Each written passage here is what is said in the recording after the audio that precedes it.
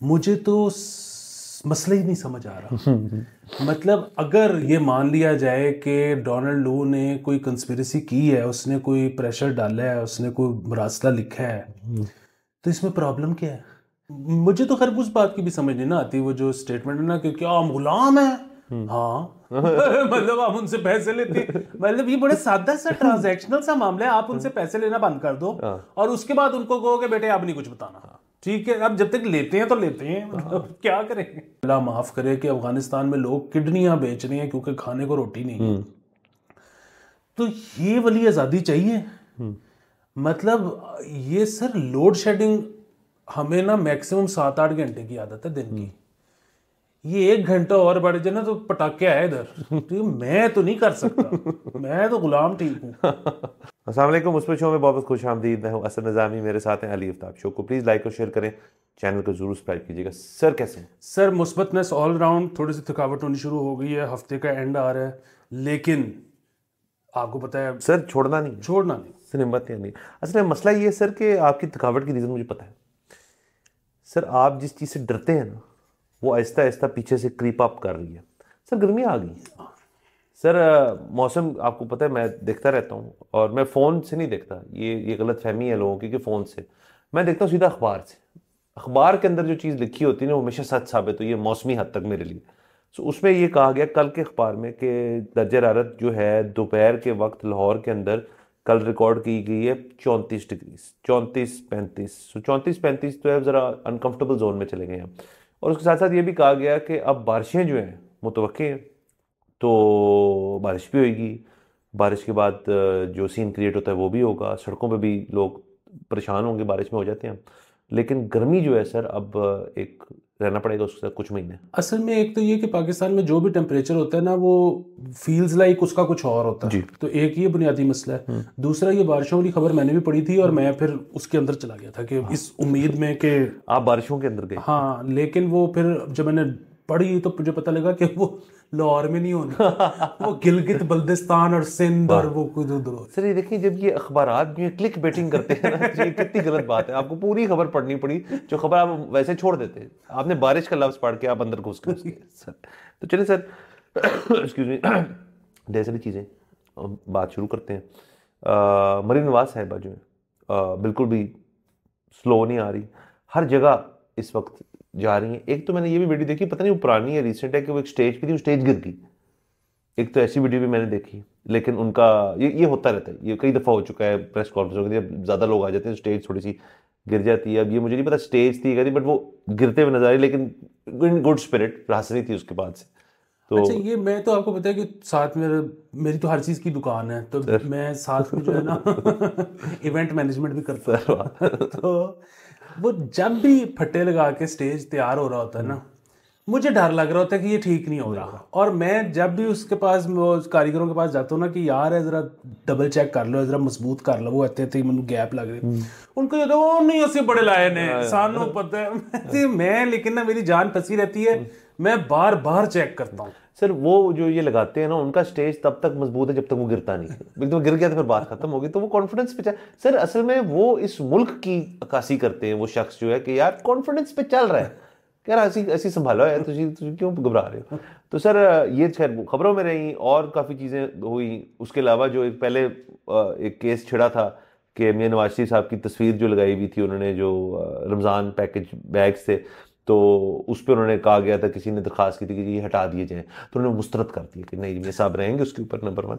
उसके अलावा उन्होंने एक नया चीज़ शुरू की है कि वो ई बाइक्स जो हैं स्टूडेंट्स को देंगे फॉर इंटरेस्ट फ्री, उसके ऊपर एक लोन के ऊपर, तो जो कि अच्छा है। ई बाइक्स का सिर्फ मसला ये इस मुल्क में कि बहुत सारी कंपनीज आई लॉन्च करने की, उन्होंने कोशिश की, टेस्ट फेज से आगे अभी तक कोई ऑफिशियली यहाँ पे इलेक्ट्रिक बाइक जो है वो लॉन्च नहीं हुई। अच्छा, इससे पहले कि हम ई बाइक पे हैं, मुझे एक और भी याद आ गया किस्सा, पुरानी बात है लेकिन हम जो है ना वो हमने करना था बादशाही मस्जिद के सामने, हमने एक इवेंट करना था। तो बड़ी मुश्किल से आपको पता है परमिशन मिली। जी। और उसमें जो है ना उन्होंने हमसे कुछ 26 जगहों पे कागजात साइन करवाए कि आप वहाँ पे कील नहीं लगा सकते, वो नेशनल हेरिटेज साइट है, तो उसको ख़राब नहीं होना चाहिए। वो हमने बड़ी जगह पे अंडरटेकिंग दी, उधर हमने काम शुरू किया तो थोड़ी थोड़ी देर बाद ना रैंडम छापा पड़ जाता था कि आप कोई कील तो नहीं लगा रहे, कोई साइट तो नहीं डैमेज हो रही। तो बड़ी मुश्किल हमें पेश आई, लेकिन साथ में ये भी था कि चलो मतलब अगर नेशनल हेरिटेज साइट है तो ठीक है, उनका भी बनता है। हाँ, तो वो मतलब जाहिर है हमारा इवेंट था कुछ 6 दिन बाद और हमने अभी से वो प्रेप करनी थी। तो बीच में ही कहीं हमारे इवेंट से पहले कुछ चीफ मिनिस्टर साहब का इवेंट आ गया, तो वो उनके वेंडर्स आए, उन्होंने धाड़ धाड़ दूर हम कहे कि ये क्या, उन्होंने कहा जी चीफ मिनिस्टर का इवेंट है, निकलो। वाह। सॉरी। तो अच्छा कि चीफ मिनिस्टर जो है जहाँ जाए ठोक सकते। अच्छा कि ई बाइक्स वाला जो है ना, ये एक लिहाज से बहुत अच्छा है और एक इसमें थोड़ा सा मसला भी है। वो इस लिहाज से तो बहुत अच्छा है कि क्योंकि ई बाइक दे रहे हैं तो उससे जो है ना रुझान बढ़ेगा ई की तरफ। और पाकिस्तान में आपको पता है कि ये जो बाइक्स आ गई हैं ये अब इतना क्लेम कर रही हैं, होता है कि नहीं होता भी पता लगेगा कि जी 80 किलोमीटर फुल चार्ज पे चलती है। सो 80 किलोमीटर काफ़ी किलोमीटर, सिटी ड्राइव के लिए बहुत ज़्यादा 80 किलोमीटर बहुत ज़्यादा है। तो ये अभी पता लग जाएगा कि ये कितनी इफेक्टिव है। बाकी जो है मसला वो ये कि अब इसकी ना ज़्यादा हम तनकीद नहीं कर सकते। ज़्यादा तनकीद इसलिए नहीं कर सकते कि जिन बच्चों को ये मिलनी है वो कहेंगे भाईजान मैंने आपको क्या बोला, आप एम के खिलाफ बोल रहे हैं, सानू चलान दो। इसकी जो किस्त भी है वो 10,000 रुपये से कम रखी गई है, विच इज़ वेरी नॉमिनल। लेकिन जो वाहिद मसला है वो ये है कि ये तो 20,000 स्टूडेंट्स को ही मिलेगी ना, तो स्टूडेंट्स तो बहुत ज़्यादा हैं। तो मतलब फिर वही बात हम बार बार जिसका तस्करा करते हैं कि अगर यही पैसे मतलब वैसे तो ज़ाहिर है ये 20,000 बाइक्स तो कोई बहुत बड़ी रकम नहीं है, लेकिन इस तरह की जितनी भी स्कीम्स होती हैं अगर उनको पब्लिक ट्रांसपोर्ट पे लगाया जाए तो शायद बहुत ज़्यादा लोग मुस्तफ़ीद हो सकते हैं। तो बस ये है इसके। हाँ, वो वैसे वो पब्लिक ट्रांसपोर्ट वाली चीज़ भी आपको खबर जल्द मिल जाएगी, कुछ उसमें चल रही थी बात। ई बसेस का भी एक चीज़ शुरू होने लगी है बहुत जल्द। सिंध पहले कर चुका था लेकिन वहाँ ज़ाया हुई, क्योंकि उन्होंने हमने खबर की थी यहाँ पे कि वो आ गई थी, उनमें से पता नहीं कितनी में से चंद चल रही थी, बाकी बंद पड़ी थी। तो ऑब्वियसली इसको आई थिंक पंजाब बेहतर कर पाएगा जब भी वो ई बसेस आ जाएंगी।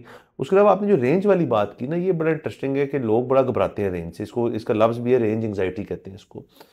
तो शहर के अंदर ना रेंज एंग्जाइटी आपको होनी नहीं चाहिए, क्योंकि उसका शिकार हम होते हैं अपनी आम जो गाड़ियाँ उनके अंदर भी, जो पेट्रोल ओरिएंटेड गाड़ी, आम तो नहीं खैर पेट्रोल ओरिएंटेड गाड़ियाँ, उसके अंदर जब आप तमाम नई गाड़ियों में आते हैं कि एक तो आपका गेज होता है पेट्रोल का, उसके ऊपर एक रेंज भी आ रही होती है कि यार इसके अंदर इतने किलोमीटर रहते हैं। तो लोग उसके अंदर जो हैं वो तब घबरा जाते हैं जब 10 किलोमीटर रह जाए या 12 किलोमीटर। सर 10 से 12 किलोमीटर जो है इस शहर में वो काफ़ी रेंज होती है, आप काफ़ी जगह काफ़ी चीज़ें कर सकते हैं उसके अंदर। तो सिमिलरली इन इलेक्ट्रिक के अंदर अगर 80 किलोमीटर आपको डेली रेंज फर्ज करें फुल चार्ज पे मिल रही है, 80 किलोमीटर आप पूरा शहर नहीं फिर सकते। मतलब आप फिरने को तो फिर सकते हैं, आप जहाँ बहुत दूर चले जाएं फिर वापस आ जाएं आप जाए, लेकिन आपका जो नॉर्मल एक रूटीन है उसके अंदर 80 किलोमीटर करना काफ़ी मुश्किल होता है। हाँ जी, वो जो 10 किलोमीटर वाली एंग्जाइटी है ना, मुझे भी वो बहुत होती है और उसकी वजह ये है कि मैं भी बिल्कुल एंड में पेट्रोल डलवाता हूँ। जब आप कैवलरी के पुल पे फंस जाओ ना फिर 10 किलोमीटर का मसला हो जाता है। दूसरी चीज़ ये है कि ये जो मतलब बाइक, वही बात है शहर के अंदर तो बाइक गाड़ी वटेवर 80 किलोमीटर बहुत होते हैं, लेकिन जाहिर है अक्सर लोग जो यहाँ पे काम करते हैं लाहौर में और वो रहते, उनका अपना घर कहीं और होता है, सो वो क्या करते हैं कि जिसके पास बाइक है वो फिर फ्राइडे नाइट जो है उसी पे कहता है कि अच्छा मैं गुजरांवाला भी चला जाता हूँ, तो वहाँ पे जाके थोड़ा सा। और बाकी सिर्फ गाड़ियों की हद तक तो जो इलेक्ट्रिक व्हीकल्स हैं उनके अंदर तो अंदर एसी भी है, आपने कुछ मतलब और चीज़ें भी, वही बैटरी पावर का रही, गाड़ी की लाइट्स है, इंटीरियर लाइटिंग है आपका, अब तो जो गेज क्लस्टर है और मल्टीमीडिया वो भी इलेक्ट्रॉनिक होता है सारा, तो उसके अंदर बैटरी यूज़ हो रही होती है। बाइक पे अगर आप कैवलरी की पुल पे फंसे हो, वो इलेक्ट्रिक हो और वो बाइक कुछ भी नहीं कर रही, क्योंकि वो तो मोटर है ना उसके ऊपर, और तो बहुत ही मिनिमल इलेक्ट्रॉनिक्स है, तो इतनी बैटरी आपकी लगेगी नहीं। तो उस लिहाज से क्योंकि जो पेट्रोल इंजन है वो तो हर वक्त उसने घूमते रहना ना, जब स्टार्ट कर लिया आपने तो उसने पेट्रोल थोड़ा थोड़ा चूसेगा वो।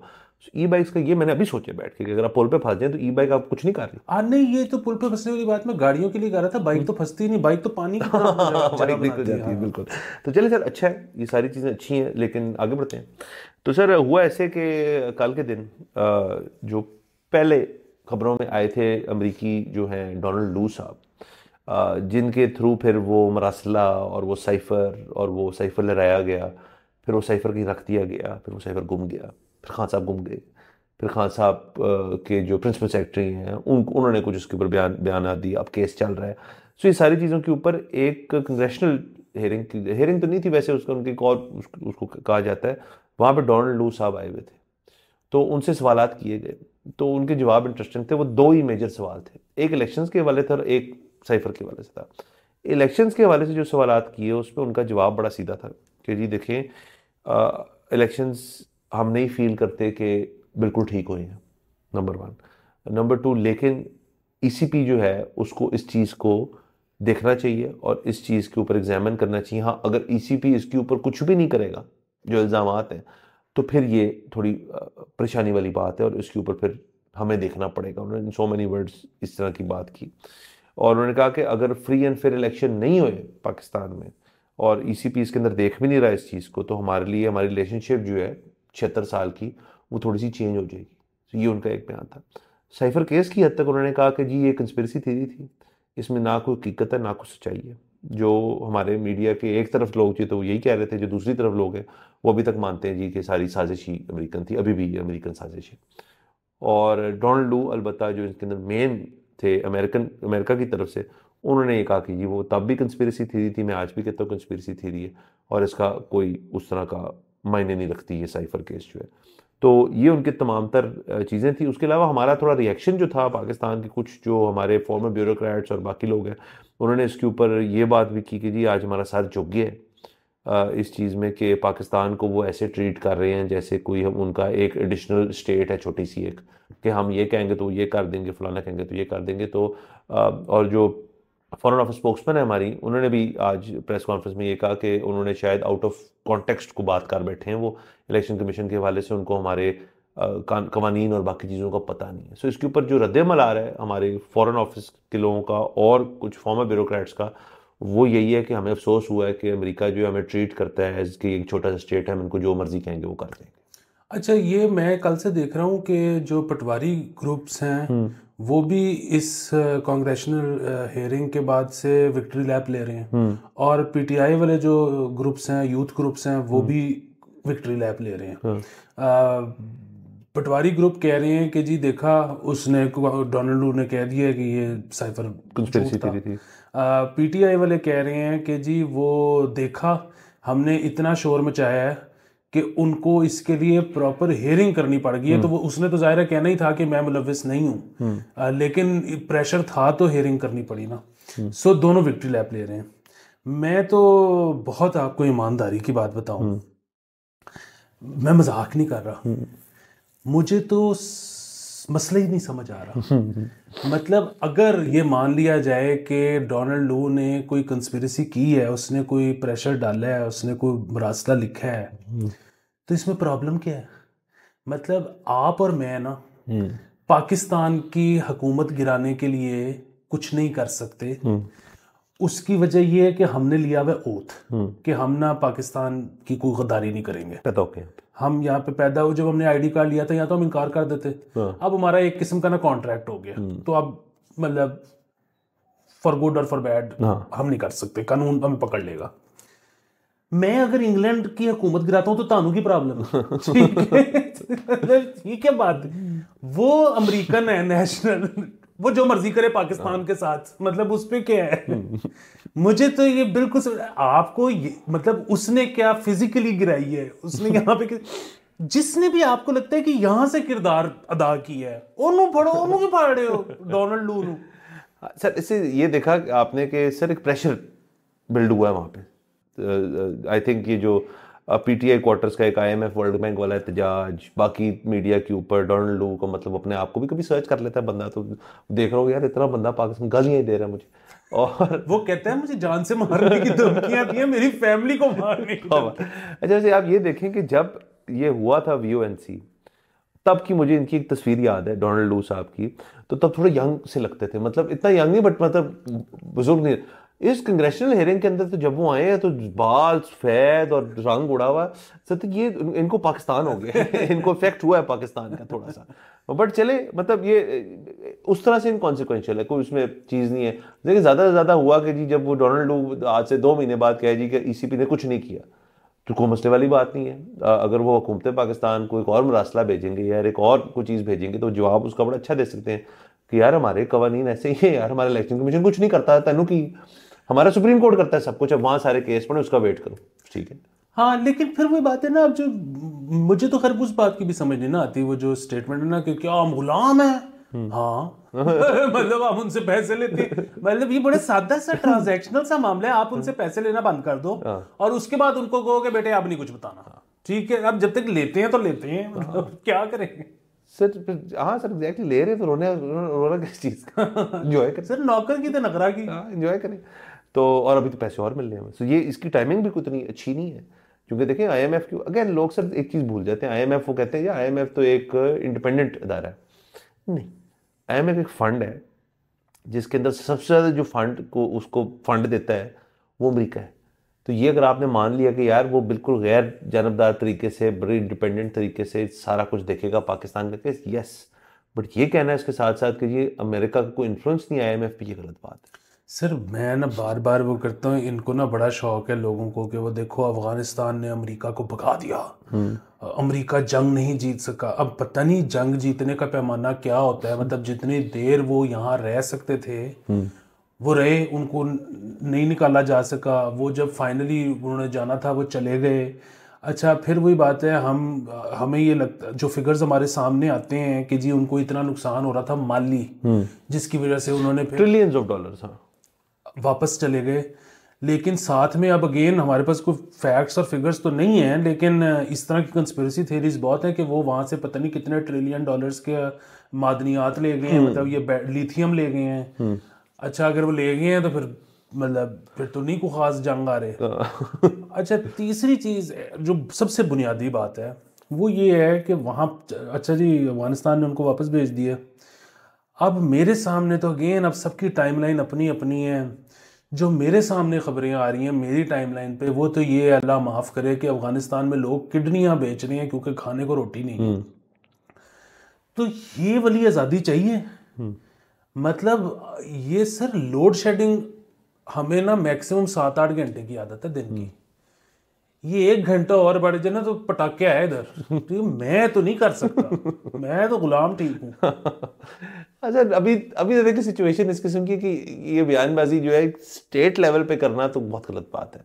और हमारा कोई मतलब जिस पर गवर्नमेंट के अंदर जो है वो तो नहीं कर रहे इस किस्म की बात, वो तो पीडीएम में भी नहीं की थी। वो तो शहबाज शरीफ साहब जो है उनका जो मशहूर तरीन कॉल हो चुका है कि बेगर्स कांट बी चूजर्स, तो वो तो क्या बैठे थे, मेरे ख्याल में उनकी उस पॉलिसी में तब्दीली भी नहीं आई उनकी।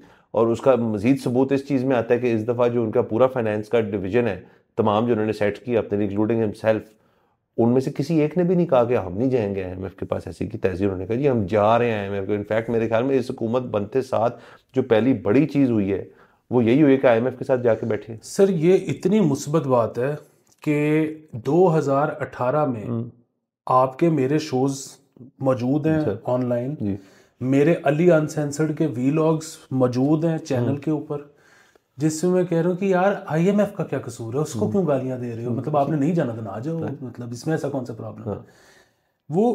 वो दिन और आज का दिन कि अब इमरान खान साहब ने भी जेल से ये कहा है कि हाँ आईएमएफ से मसला नहीं है, मतलब, और शहबाज शरीफ साहब तो कह ही रहे हैं कि आईएमएफ हमने जाना है, आन दो। और फिर वही बात है कि वो जो जब ये नहीं गए थे 8-10 महीने 2018 में, अप्रोच वो भी ठीक थी कि जी हम अपनी बेल्ट कस लेंगे।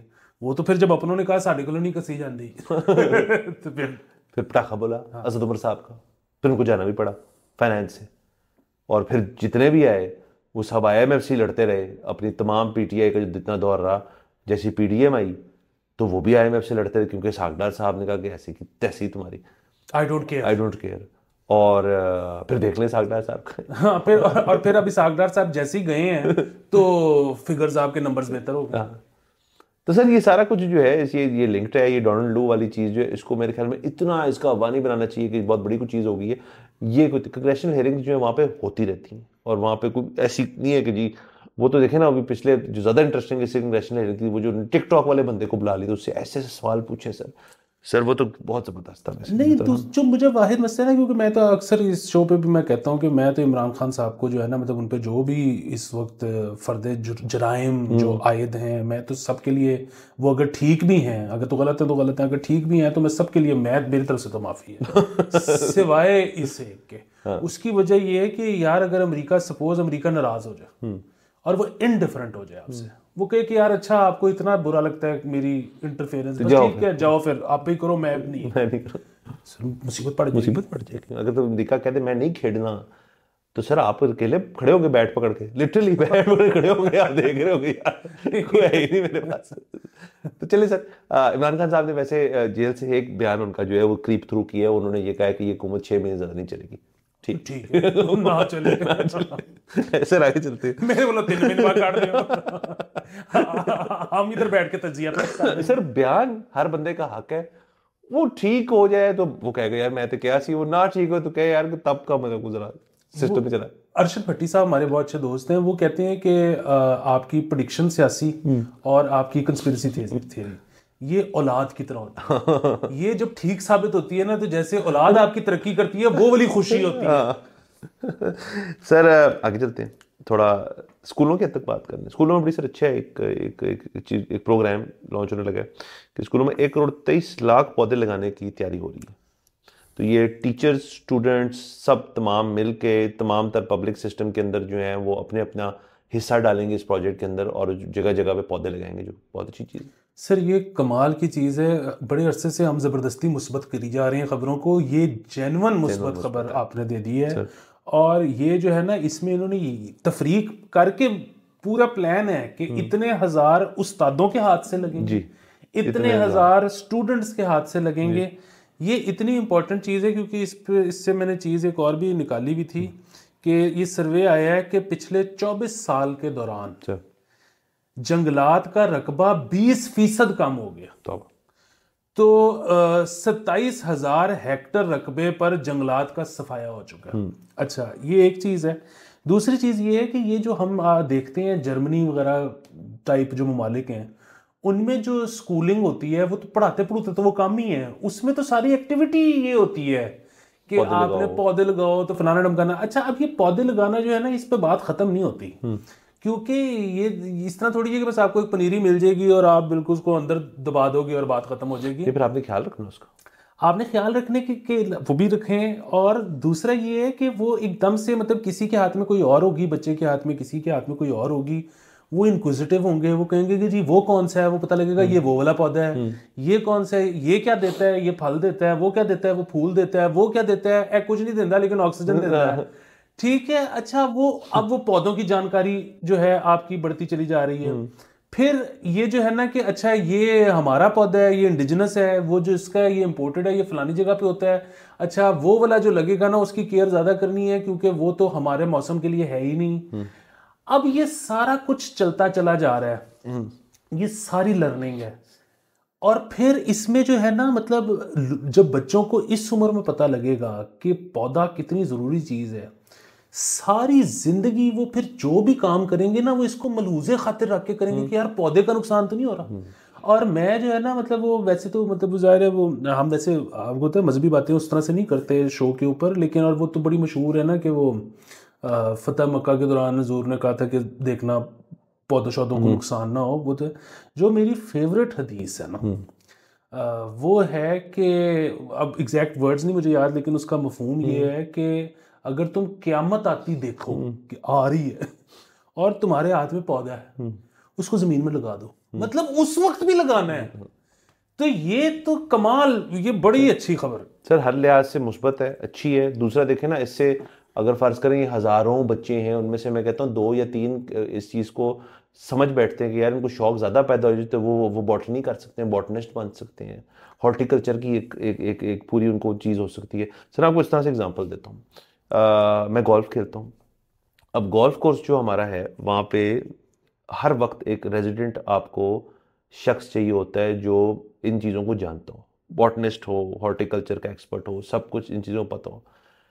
एक शख्स हमारे क्लब को मिला था जो कि ज़बरदस्त इस फील्ड का बंदा, यंग बंदा, और उसने मेरे ख्याल में 1 या 2 साल इस तरह ना काम किया वहाँ पे हमारे क्लब में। और दरख्तों का हुआ ऐसे कि जब पिछली बारिशों के बाद ना कुछ दरख्त जो थे वो ना गिरे और कुछ वैसे ही गिर गए, और उसके बाद उन्होंने जिसने जाके एनालाइज किया, उन्होंने कहा यार जो इसकी जो रह जाते हैं, बाख रह जाती है उसकी, उसने देखा इसके अंदर कीड़ा लगा हुआ।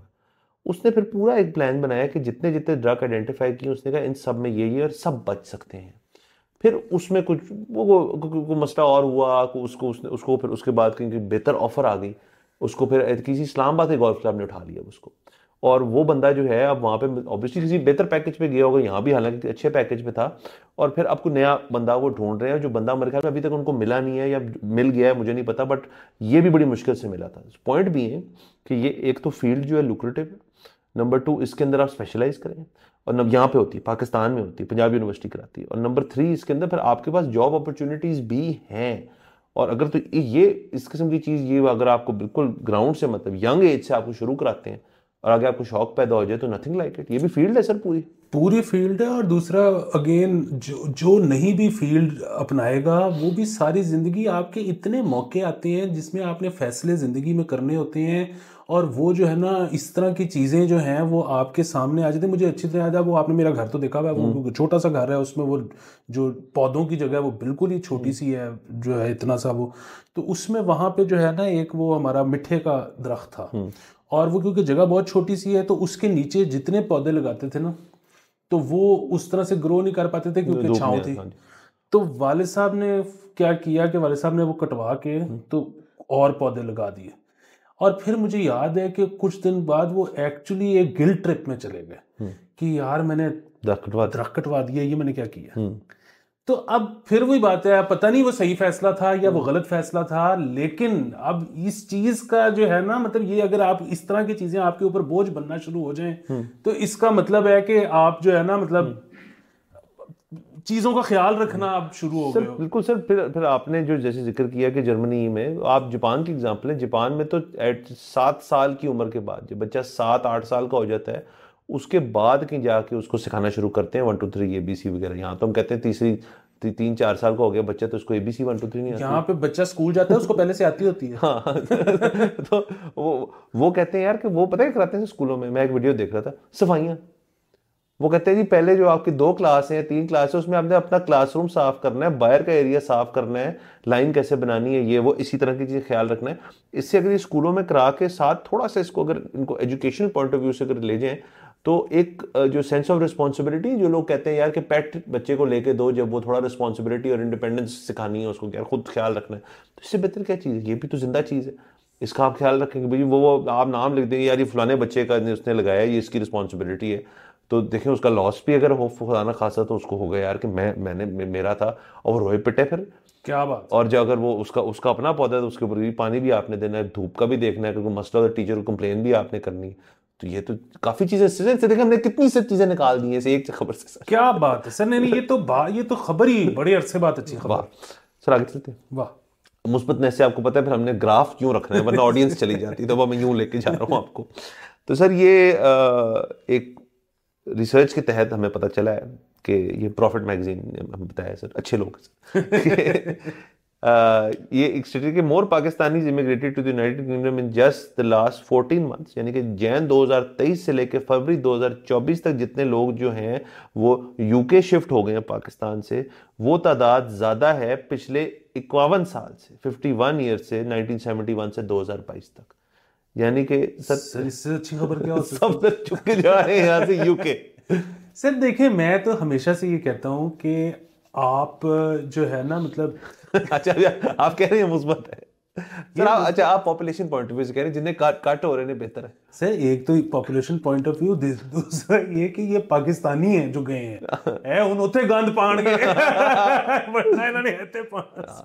सर अच्छा मुझे ना सर इसके ऊपर ना मेरी एक ऑल्टरनेटिव थ्योरी है सर। वहाँ जाना ना यहाँ से छोड़ के, मुझे नहीं पता इन सब की क्या मजबूरी या मुश्किलात होंगी, मतलब अल्लाह उनको वहाँ भी तरक्की दे, ढेर सारी तरक्की दे, लेकिन वैसे अगर आप लॉन्ग रन में देखें ना, तो जो लोग एक ज़माने में इमिग्रेट कर गए थे 70s में, इवन 80s में, 80s भी, अर्ली 80s में, वो अब जाके वहाँ पे ना एक हद तक स्टेबल है, मेजॉरिटी उनकी जो है, क्योंकि उन्होंने तब जाके एक उस ज़माने में गए जब वहाँ पे उनकी इकोनॉमी जो थी वो एक और तरह की इकोनॉमी थी, जब वहाँ पे अपॉर्चुनिटी ज़्यादा थी, जब वहाँ पे लेबर फोर्स चाहिए थी, जब वहाँ पे इमिग्रेशन पॉलिसीज़ और पासपोर्ट अटेन करना जो था आसान था। अब जो बंदा जा रहा है यहाँ से वहाँ पे, वो देखिए हम सिर्फ देखते हैं अपनी इकोनॉमी, क्योंकि हम वैसे तो सेल्फिश लोग हैं। आप अगर यूके की इकोनॉमी देखें, अगर ऑब्जेक्टिवली देखें आइसोलेट करके, तो वो इतनी को ज़बरदस्त आप नहीं कह सकते हैं कि मतलब वहाँ पे सिफर से एक बंदा 25-26 साल की उम्र पे वहाँ पे इमिग्रेशन भी अप्लाई करेगा, शायद पढ़ाई भी करेगा वहाँ पे, साथ काम भी करेगा, साथ बिजनेस भी लॉन्च करेगा या किसी बिजनेस में पार्टेक करेगा।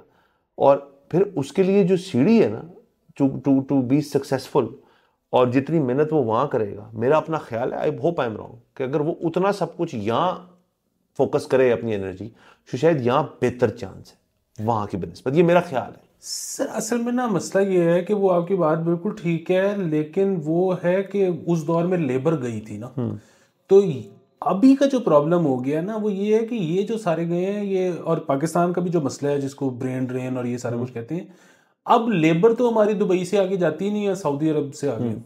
अब ये जो सारे गए हैं ना ये तो ऑलरेडी हाईली स्किल्ड गए हैं।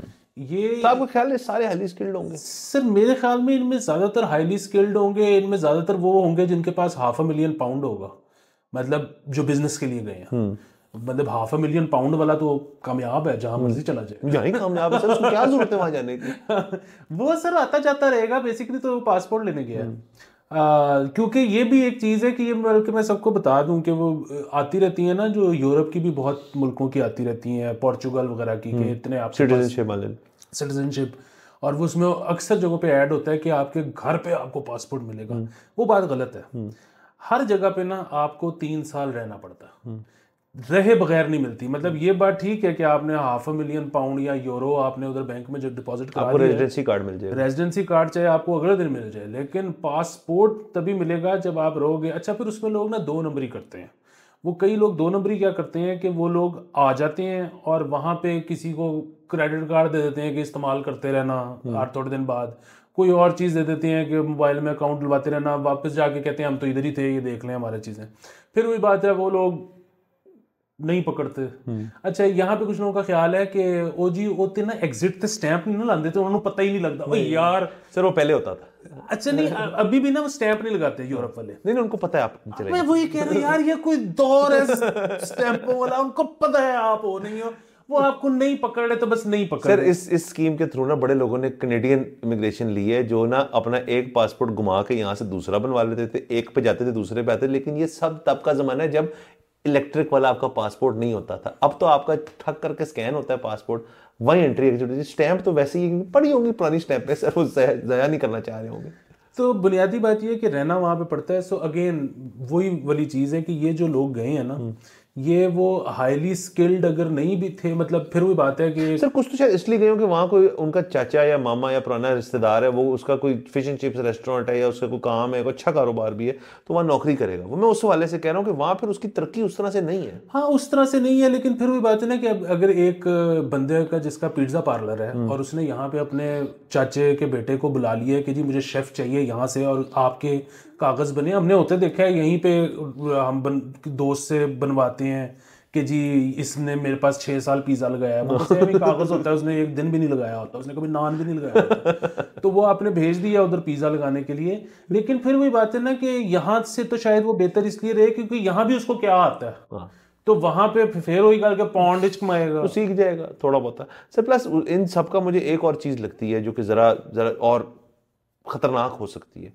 कि ये अपने घर के अंदर वो शख्स है जो उनका सबसे, उनको लगता है यार इसका सबसे ज़्यादा चांस है। तो तमाम तर जो ख़ानदान वाले हैं, मतलब आपका वालिद वालदा, आपके को बहुत बड़े भाई हो चुके हैं, आपकी बहनें हैं, कुछ हैं, वो कहते हैं यार ये जाएगा कमा के भेजेगा, और आप अपना काफ़ी खर्चा, सर ये यहाँ से जाने में भी खर्चा होता है, आप ऐसे तो नहीं जा सकते कि मैं कल जा रहा हूँ। तो वो जाने का जो खर्चा है वो करके आप भेजते हैं उसको वहाँ पे विद द इंटेंशन कि वो जाएगा वहाँ पे सेटल होगा, कमाएगा, कमाते साथ यहाँ भेजना शुरू कर देगा। एक तो इस चीज़ की वो गारंटी नहीं है, वो कहे मैं क्यों भेजूँ, फर्ज कर या वो भेजना भी चाहे तो अगर वो यहाँ भेजना शुरू कर देगा तो वहाँ खुद क्या करेगा। तो मैं इसलिए आज से कह रहा हूँ कि नथिंग ईजी उसके अंदर है। आर्गुमेंट दोनों साइड पे, ऑब्वियसली दोनों साइड पे है। और फिर भी बात है ना कि उस तरह से वो कामयाब ना भी हो। बुनियादी बात ये है कि अगर वो फैसला कर ले कि मैंने यहाँ पे घर चलाना है, अगर वो फैसला कर ले और वो मतलब £1,500 भी कमाता हो महीने का, और वो उस अगर जिस तरह से यहाँ से वो लोग कई जो हैं वो 12-12 लड़के 2 बेडरूमों में रह रहे होते हैं, वो करके, तो फिर वही बात है घर पे वो £200-300 तो भेज ही सकता है महीने के। तो बस इस तरह ये मतलब अब बड़ी मतलब पॉइंट भी है कि ये डिसीजन जो है ये बड़ी सोच समझ के लेनी चाहिए। मतलब ये ऐसे नहीं होना चाहिए कि जी इर्द गिर्द मेरे सारे दोस्त कर रहे हैं तो मैं भी कर लेता हूँ। आपको ज़रा केयरफुल होना चाहिए। बारह सर आगे चलते हैं। Sir dolphin force favourite. So petrol के लिए डॉल्फिन फोर्स जो है वो गश्त कम, स्ट्रीट क्राइम बढ़ने लगे, मतलब उन्होंने गश्त अपना कम कर दिया और स्ट्रीट क्राइम जो है बढ़ने लगा है। बेसिकली सब पेट्रोल नहीं है उनकी बाइकों में डालने के लिए, इनकी उनको दी हुई भी है, वो 600 सीसी वाले हैवी बाइक्स दिए हुए थे इनको। और 125 भी है कुछ के पास, कुछ के पास। शुरू में तो सर ये आए थे होंडा अपनी 600 पे, जो कि बड़ी एक यूजलेस चीज़ थी, क्योंकि वो बाइक जो है वो तो कोई गाड़ी नहीं है यहाँ पे जिसको नहीं पकड़ सकती, मतलब को बहुत ही हैवी ड्यूटी स्पोर्ट है, तो समझ नहीं है मुझे तब भी उसकी, लेकिन चले बल कर ली। तो अब पेट्रोल के पैसे नहीं है क्योंकि नहीं है, तो डॉल्फिन फोर्स भी कम नज़र आ रही है, और वो कहा जा रहा है इसकी वजह से स्ट्रीट क्राइम भी बढ़ रहा है। मुझे वैसे नज़र आ जाते हैं इधर उधर फिरते हुए, लेकिन अब स्ट्रीट क्राइम जो है अगर बढ़ रहा है तो उसकी वाहिद वजह तो ये नहीं हो सकती कि डॉल्फिन फोर्स नहीं है। इसका तो मतलब है कि जी स्ट्रीट क्राइम जब कम था तो सिर्फ डॉल्फिन फोर्स की वजह से, तो बाकी क्यों रखे हुए, सबको डॉल्फिन में डाल दो। तो ये खबर हमें मिली थी, हमने कहा शेयर करें। हाँ जी, वो बल्कि इसमें शायद वो भी लिखा हो कि कितने करते हैं गश्त और आप कितने कर रहे हैं। हाँ जी, पढ़ लेते हैं। 550 मोटरसाइकिलों में से सिर्फ 20 पेट्रोलिंग के लिए रह गए। सर लाहौर में 550 में से 20 पेट्रोलिंग कर रही हैं। अच्छा, ये आपकी बात बिल्कुल दुरुस्त है कि इससे ज़्यादा कर रही हैं। हाँ, और वही वाली चीज़ है कि वो सरकारी पे ना कर रहे हो तो अपनी 70 पे कर लेते हैं। हाँ, क्योंकि उसकी वजह ये है कि सर वो मेरे ख्याल में अपना डेली का पेट्रोल डाल के भी निकाल लेते होंगे। मतलब ये मतलब अज्यूम किया जा सकता है, वी डोंट नो। बाकी वही है कि बंदा मतलब वेला जो बैठा हो तो पेट्रोलिंग ही कर ले, तो मेरे ख्याल में पेट्रोलिंग तो करते होंगे। सर वैसे देखें ना सर अगर हम शुरू से जरा जाए ना, तो ये काम शुरू हुआ था एलीट फोर्स से। उन्होंने एक एलीट फोर्स बनाई थी और वो तो बहुत नाकाम हुई थी। उसकी वजह सिर्फ ये थी कि वो बहुत करप्ट साबित हुए थे एलीट फोर्स वाले जो थे। एलीट फोर्स ही थी ना, पंजाब पुलिस का एक विंग बनाया हाँ था जी, अभी भी शायद है। अभी भी है। तो उनका तो काफ़ी मसला हुआ था और काफ़ी मतलब बहुत हमने देखा था उसके अंदर। ये वो दौर था जब पुलिस का फियर जो था वो बिल्कुल पीक पे था। उसके बाद वो ज़रा डाई डाउन किए, फिर आई थिंक शहबाज शरीफ साहब के दौर में ये फिर डॉल्फिन फोर्स लाई गई थी। और डॉल्फिन फोर्स की भी शुरू में तो बहुत हमें अच्छा लगा कि मतलब तमीज़ से बात करने वाले ये वो, फिर इवेंचुअली ये भी थोड़े से बिगड़ना शुरू हो गए थे। असल में इनके साथ एक ज्यादती हो गई। इनका नाम जो है ना, मतलब वो रखना चाहिए था तो टैरम वाले जानवर का। सर ये आई थिंक ये तुर्की गए थे मियाँ साहब और वहां से इंस्पायर होकर आए थे। हाँ, डॉल्फिन ना बहुत ही क्यूट एक चीज है, तो वो लोग ना इनको उस तरह से सीरियसली नहीं लेते। तीतर फोर्स। तो अब उसके बाद हुआ ये कि सर इनकी बहुत सारी खबरें इनके खिलाफ आना शुरू होगी। एक तो सबसे पिछले साल या उससे पिछले साल ये थी कि इनकी जो ये महंगी महंगी मोटरसाइकिल्स आई थी और उन्होंने मेंटेनेंस डिपार्टमेंट बनाया था, वहाँ पे बाइकें पड़ी हुई हैं, ठीक नहीं हो रही, ख़राब हो गई हैं। फिर उन्होंने इनको चेंज करके डॉल्फिन कार बना दी एक कल्टस, और उसमें ये फिरते जो इनकी व्हीकल्स हैं। बाकी ये तो थे, इनका मकसद तो ये था ही नहीं कि मतलब इफेक्टिव पुलिसिंग तो ऑब्वियसली था, ये थे बिल्कुल फर्स्ट रिस्पॉन्डर कि मतलब आपको कोई भी चीज़ हो तो क्योंकि डॉल्फिन हर वक्त फिर रही है, सबसे पहले वो पहुंचेगी। हाँ तो जी, इनका मकसद ये था। मेरा एक दो दफा एक्सपीरियंस हुआ है, ये पहुंचे हैं। बुनियादी बात वही है कि सर किसी से भी एक्सपेक्ट करना कि जी वो बहुत कोई ईमानदारी से काम करेगी, क्यों करेगी? मतलब पहले वाले कौन से कर रहे हैं? मतलब यहाँ होना मिसाल हो कि जी फलाने देखो कितने ईमानदार हैं तो ये क्यों नहीं कर रहे? वो जब कोई ऐसी मिसाल ही नहीं है तो वो क्यों करेंगे? इधर फ्री फॉर ऑल है। हाँ, पर चलें, पेट्रोल नहीं है। अच्छा, ये जो बाइक्स वगैरह को ये बड़ा अरसे का मसला चल रहा है पुलिस का। और ये पुलिस के जो है ना, पुलिस ने बड़े अरसे से सालाना ये टेंडर डालते हैं कि आप हमें नई गाड़ियां और नए बाइक्स और सारा कुछ नया लेके दें। और उसकी वजह ये है कि अभी जो हम पेट्रोल के मद में जो पैसे मांगते हैं वो बहुत ज़्यादा होते हैं, इसीलिए कि हमारी गाड़ियां और बाइक्स इतने पुराने हैं कि बहुत ज़्यादा पेट्रोल पीते हैं। सो आप अगर हमें नई गाड़ियां ले दोगे तो जो उसका इजाफी बजट लगेगा, दूसरी तरफ उसका पेट्रोल की मद में जो बजट है वो कम हो जाएगा। सर मुझे तो आइडिया आ गया बैठे बैठे। सर चाइना से मंगवाएं तमाम तर इलेक्ट्रिक व्हीकल्स और उनका चार्जिंग स्टेशन एक बड़ा सा बनाएं, 2-3 बना दें, पेट्रोलिंग करें, गाड़ी चार्ज पे लगाएं, वापस। बिल्कुल। और वो जो है ना, मतलब वो पेट्रोल में तो सीसी के हिसाब से होता है ना इंजन, उसकी इक्विवेलेंस कुछ और होगी इलेक्ट्रिक की, किलोवाट की। लेकिन पेट्रोल का जो 50 सीसी है ना, मतलब 70 भी नहीं 50, वही दे दें बेशक। लाहौर में कोई ऐसी सड़क नहीं है कि बंदा जो है वो भगा के पता नहीं किधर निकल जाएगा और पकड़ा नहीं जाएगा, वो कितने भी नहीं जानता। हाँ सर बिल्कुल। और सर पुलिस के भी बड़े इश्यूज हैं और सर किसी तो वैसे बात करनी चाहिए हमें एक सेपरेटली सर आपको तो मैं लिस्ट बना रहा हूँ। वो इस तरह के कमेंट्स आ रहे हैं आजकल अक्सर कि जी वो लिस्ट तवील होती जा सर रही है। वो मैं आपको बता रहा हूँ कि सारी लिस्ट जब बन जाएंगे तो 10 इकट्ठे हो जाएंगे तो हम इकट्ठे एक दफा देंगे। बिल्कुल, जिस पे अब मुझे याद है कि मैं वो भूल गया हूँ नाम उनका, लेकिन ईपी नंबर 120 में जहाँ हमने वो बात की थी सिगरेट वाली के सिमकॉक्स और उन्होंने वसीम आसिफ और ये क्या नाम, इमाद इमाद वसीम। वसीम, वसीम अकरम का भी उन्होंने कहा। हाँ, गिरने का वसीम अकरम। अच्छा, वसीम अकरम मुझे नहीं पता कि वो सिगरेट पीते हैं सिगरेट तो या नहीं पीते पीते हैं। पीते अच्छा, थे। मुझे नहीं, मतलब देखिए वो तो कोकेने चिकते रहे हैं वो वो तो कह चुके हैं वो। हाँ, लेकिन सिगरेट का उनका कंफर्म नहीं है, नंबर एक चीज। नंबर दो चीज, अगर वो पीते भी रहे हैं, हम जिन 3 लोगों की बात की थी ना, वो था जो ऑन फील्ड या फिर पवेलियन में बैठ के पी रहे थे। वसीम भाई ने ऑन फील्ड नहीं, कभी ऑन फील्ड हमने या कभी नहीं पवेलियन देखा, में वरना वो नजर नहीं तस्वीर आई होती है हमारे हाँ पास, और तस्वीर नहीं तो हम नहीं मानते। हाँ, वैसे तो इसके अलावा एक लंबी लिस्ट है जो जनरल लाइफ में सिगरेट पीते हैं। वो तो शोएब मलिक जहां जाते हुए कुछ छुपा के नहीं पीता, उसके हाथ में बेंसन की डब्बी होती है हर वक्त। लेकिन ये कि ऑन फील्ड नहीं, ऑन फील्ड नहीं हाँ, ये 3 वो लोग हैं जिनको मतलब मैंने देखा है ऑन फील्ड या पवेलियन में खड़े होकर सूटा मारते हैं। आपने जिक्र कर दिया शोएब मलिक और पीता भी पेंशन है सर, सियालकोट क्या बात है, पेंशन के साथ परफॉर्मेंस, वाह। सर एक और खबर कर लेते हैं, ये भी मुस्बत, क्योंकि आपने कहा था मुस्बत, मैं वापस लाता हूँ कि हर जेल के लिए कम से कम एक एम्बुलेंस मुख्तस करने का फैसला। ये जो हमारे तमाम जेल हैं उसके अंदर कहा जाता है कि कोई हमें प्राइमरी ये सेकेंडरी हेल्थ केयर जो है डिपार्टमेंट जो है वहाँ से 35 एम्बुलेंसेज जो हैं वो ऑलरेडी दी गई नहीं है जेलों के लिए, जिसमें से 9 जो हैं वो चलती हैं सिर्फ। ये जो है अच्छी बात है, होनी चाहिए। और इसके लिए तो मेरे ख्याल में फंड रेजिंग भी हो सकती है। ये मैंने देखा है पाकिस्तान में लोग जो है ना बड़ा हंसी खुशी एम्बुलेंस वाला फंड देते हैं। और आप इसीलिए देखेंगे कि मतलब कराची में वो छिपा और यहाँ पे ईदी। सो ये मतलब अगर ये फंड रेज करना चाहें पुलिस ये एम्बुलेंसेस के लिए ये जेल्स में, तो मेरे ख्याल में लोग देंगे, बड़ी हंसी खुशी देते हैं। और अच्छी बात है सर, हमने एक दफ़ा शो पर कल परसों ही जिक्र कर रहे थे, एक शख्स को हार्ट अटैक हो गया, एम्बुलेंस आई 1112 की, वो तो शुक्र है बच गया वो बंदा। लेकिन अगर एम्बुलेंस हो और आपके पास तब कोई मेडिकल स्टाफ नहीं, उसी वक्त डालें अंदर और करीबी अस्पताल लेके जाए ताकि इलाज हो अगले बंदे का। कैदी हैं हमने बाय द वे इस पूरे हफ्ते तकरीबन हमने प्रिजनर्स के ऊपर काफ़ी हमने 2-3 एपिसोड बात की। एक तो वो वाली बात भी आपने की थी कि जो लोग अगर कंट्रीब्यूट करना चाहते हैं उनकी रिहाई की तरफ वो भी कर सकते हैं, दूसरा ही एम्बुलेंस वाली चीज़ भी हो रही है, तो अच्छा है उस लिहाज से मुस्बत है। और सर आखिरी जाते जाते जो T100 है उसमें ना उन्होंने रिजवान को पिक किया है और ना बाबर को, और इमाद को और नसीम शाह को 100,000 प्लस पे पिक किया। और सर ये जो है ना देखिए, शाहीन को भी बिल्कुल। अच्छा, ये जो है ना, अब देखें मसला ये है कि वैसे तो इससे कोई फ़र्क नहीं पड़ता, मतलब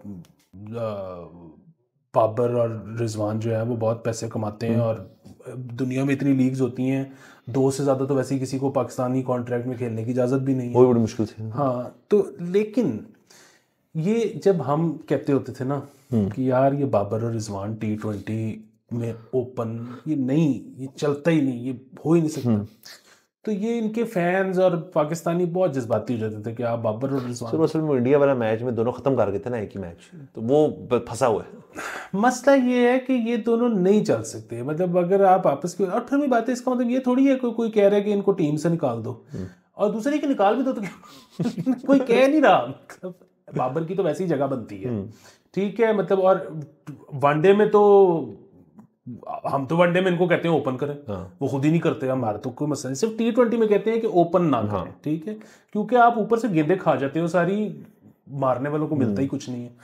तो बट अदरवाइज भी बुनियादी बात ये कि ओपन ना करें और वैसे खेलें, और दूसरा ये कि थोड़ा सा इनको अंदाजा होना चाहिए कि ज़रा थोड़ी सी T20 में ना सेल्फलेस गेम करें।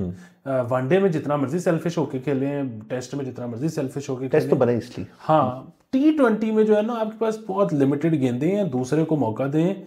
और ये अब जब हम कहते थे लोगों को समझ नहीं आती थी, अब दुनिया ने जब पिक करना छोड़ दिया है तो अब शायद अवाम को समझ आ जाए कि ये मसला है क्या। तो ठीक है। हाँ, वैसे जैसे आपने जिक्र किया कि ये टॉप प्लेयर्स हैं, मतलब अगर किसी मॉनेटरी पॉइंट ऑफ व्यू से देखा जाए तो शायद इनको नुकसान तो होता ही है, माली नुकसान अगर होता है तो होता है, बट नहीं लिया तो ये एक लिहाज से मुस्बत भी है कि वेकअप कॉल है। तमाम जो लोग सिलेक्टर्स हैं और तमाम लोग जो आगे जाके टीमें, अब तुम्हारी टीमें बननी है, अभी आगे जाके 2 बहुत बड़े टूर्नामेंट्स आ रहे हैं, तो उनके लिए फिर आपको फूड फॉर थॉट है थोड़ा सा। बिल्कुल। और आखिर में जाते हुए मुझे जो है ना अभी कंफर्मेशन नहीं है, लेकिन अब मैं इस तरह की मुझे ना टाइमलाइन पे चीज़ें आ रही हैं कि आखिरी इनिंग जो थी धोनी की उसमें उसने ये किया था वो किया था, इसका मतलब शायद ये है कि धोनी अब उसने कैप्टनसी छोड़ दी है।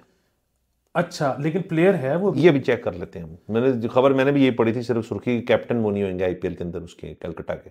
अच्छा चले, अगर वो तो खैर है, अगर रिटायरमेंट ली है ना तो वो थोड़ी सी अजीब बात है। वो अजीब बात इसलिए है कि या तो पिछली दफा में ले लेते या इस दफा में ले लेते। इस दफा में एक मैच तो खेल लेना। उसकी वजह ये है कि अनाउंस कर दे कि आखिरी मैच है, कि गार्ड ऑफ ऑनर तो ले लेना। मतलब फर्क कोई नहीं पड़ता उससे, लेकिन एक मेमोरी रह जाती है, एक बंदे ने इतना सर्व किया है। और पाकिस्तान इंडिया में ये बड़ा प्रॉब्लम है कि पाकिस्तान इंडिया में किसी को आखिरी मैच नहीं देते। मतलब इंजी के साथ हुआ था। नहीं, इंजी ने तो लिया था आखिरी मैच। इंजी तो अनाउंस करके गार्ड ऑफ ऑनर लेके गया था। अमूमन जो है ना लोगों को आखिरी में, तो मेरे ख्याल में वसीम भाई को भी नहीं मिला हुआ, तो वो इनको मिलना चाहिए था। और अगर ये है कि इन्होंने सिर्फ अभी कैप्टनसी छोड़ी है। सर ये कंफर्म होगी ना, चेन्नई सुपर किंग्स, सॉरी मैं पता नहीं कलकत्ता क्यों कहते थे, चेन्नई सुपर किंग्स के जो कैप्टन है वो धोनी ने छोड़ दी, कंफर्म होगी ये बात। लेकिन और खेल तो रहे ना। हाँ अभी तक ये है कि ऋतुराज गायकवाड, पता नहीं गलत मतलब नहीं बोल रहा है, ये नए कैप्टन है चेन्नई के। जबरदस्त। बस एज लॉन्ग एज ये खेल रहे हैं तो बस ठीक है। इनको आखिरी मैच में बड़ा, हमारे तो बड़े फेवरेट धोनी है। मतलब वो मैं तो देखना चाहता हूँ कि वो दोनों टीम्स जो हैं वो यूं खड़ी नहीं है ग्राउंड में और ये बीच में से गुजर रहे हैं। हाँ बिल्कुल सर, होना चाहिए। बाल सर जल्द लें, कल इंशाल्लाह आपसे फिर मुलाकात होगी। खुदा हाफिज़।